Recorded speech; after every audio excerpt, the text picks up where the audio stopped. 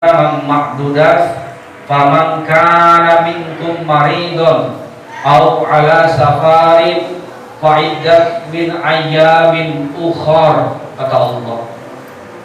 Dan barang siapa di antara kamu apabila dalam keadaan sakit atau dalam perjalanan dan tidak berpuasa atau membatalkan puasanya, maka wajiblah baginya mengganti puasanya yang ditinggalkan pada hari itu di hari-hari berikutnya atau bulan-bulan setelah bulan Ramadan. Lalu apa kelanjutannya? Wa 'alal ladzina yutiquna fidyatun ta'amul miskin. Jadi bagi mereka yang mendapatkan rukhsah dari Allah, ada perintah juga beberapa golongan untuk membayar fidyah, memberikan makan kepada fakir miskin. Jadi Bapak dan Ibu jamaah yang dimuliakan Allah, rukhsah itu apa?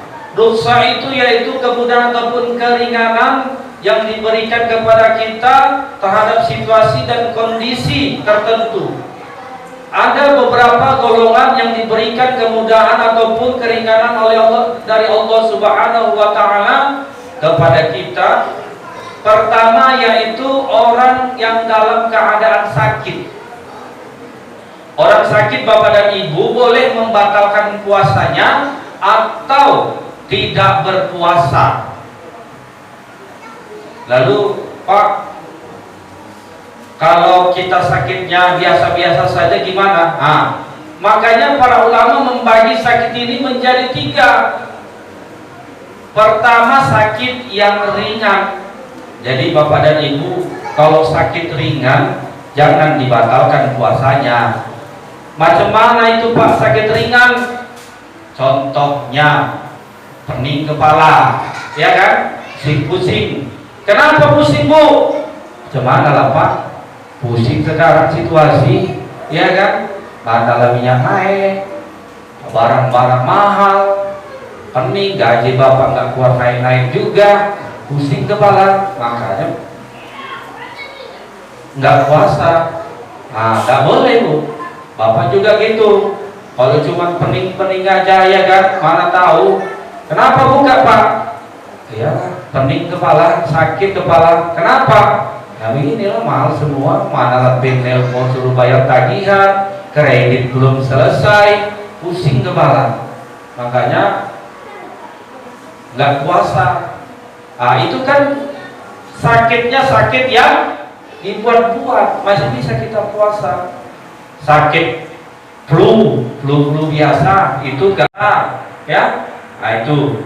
Kemudian yang kedua sakit apa? Sakit yang sedang. Boleh kita batalkan ketika kita puasa. Contohnya sakit sedang itu, mana tahu ketika kita puasa kambuh apa kita? Asam lambung kita. Contoh, kambuh asam lambung. Kalau kita nggak segera kita obati, maka dapat membahayakan jiwa kita atau lebih memperparah keadaan kondisi kesehatan kita. Maka silakan kita membatalkan puasa pada hari itu. Dengan syarat apa? Dengan syarat kita mengkodonya nanti di hari-hari setelah bulan Ramadan. Kita ganti. Tetapi kalau kita masih sanggup, silahkan. Kira-kira tidak membahayakan. Ya, boleh Pak bayar fidyah. Kalau sakitnya sedang, tidak boleh. Kalau sakitnya sedang nggak boleh kita bayar fidyah. Ya, kenapa? Karena kita masih ada kemampuan ketika di hari yang lain kita kan sehat lagi. Itu kan situasional. Makanya panitia juga nanti kalau ada orang mau bayar fidyah, ingatkan, tanya, Bapak ngapain? Mau bayar fidyah karena apa? Oh, kemarin saya sakit lambung. Oh maaf Pak, kalau sakit lambung kan berarti kan hari-hari berikutnya nanti kan sehat, maka ditolak. Kenapa bayar fidyah? Oh iya, semalam aku kerja berat. Waktu 2 hari kita katakan ngecor sekolah, makanya bukalah batal karena ngecor. Oh nggak bisa, ya nggak bisa bayar fidyah. Contohnya itu. Maka sakit-sakit sedang yang tidak mengakibatkan fatal jiwanya, maka dia menggantinya dengan mengkodok. Kemudian yang ketiga, siapa? Sakitnya yaitu parah. Maka sakit parah ini, ya kita katakan sakitnya sudah bertahun, walaupun masih muda bapak dan ibu. Kalau dia memang sakitnya bertahun, lama kita katakan, yang mana tahu kena stroke dan lain sebagainya, ya, maka silahkan kita tidak berpuasa. Boleh membayar fidyah? Silahkan membayar fidyah. Ya, silahkan membayar fidyah kalau sakitnya sakit berat. Kemudian golongan yang kedua yaitu musafir, yaitu orang dalam perjalanan. Kalaulah dahulu tidak ada kemajuan teknologi, mungkin perjalanan cuma naik unta, paling cepat naik kuda, bahkan ada yang berjalan kaki, maka pada masa itu makanya dibolehkan untuk membatalkan puasa. Kalau berhari-hari silahkan tidak berpuasa.